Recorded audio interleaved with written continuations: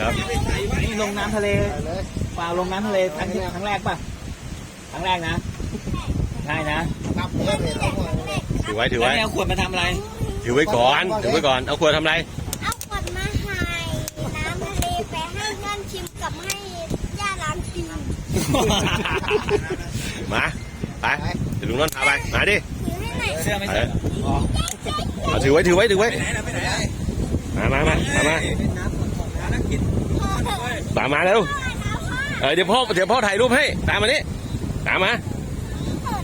เร็วอันนี้ครับขวดแรกนี่เอาไปทำอะไรก่อนให้ใครขวดแรกให้ใครให้ย่าเนาะให้ย่านะขวดแรกให้ย่านะไปเหยียบน้ำทะเลหน่อยเว้ยเฮ้ยก้าวแรกเหยียบน้ำทะเลดิเหยียบวิ่งเลยวิ่งใส่น้ำทะเลเลยดิวิ่งใส่เลยมาแล้วสัมผัสแรกครับน้ำทะเลครับเอามานี่เดี๋ยวพาไป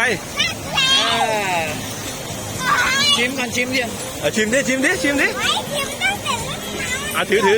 ถือไว้ไปกอกมานี่มาพี่เดี๋ยวน้ำมันสาดมาแล้วกอกเลยเอากอก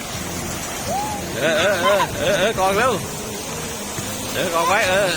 อย่ากอกล่างๆดิมันทรายเข้าเอาไม้เทออกเกาะเนี่ยนี่เดินมาลึกเดินมาเดินมา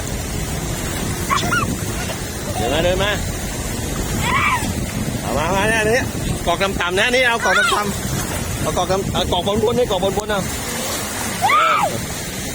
ากอกไว้ขอให้เต็มออกไปเต็มยังอย่าให้เอาสายไปดิกอกไปเต็มยัง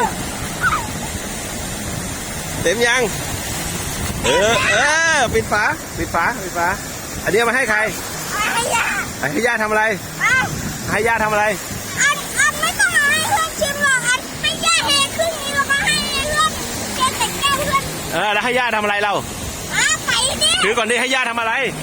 บอกก่อนให้ย่าล้างตีนครึ่งนี้แล้วก็ให้เพื่อนครึ่งนี้งั้นโอเคไปภารกิจสำเร็จนั่งลงอย่า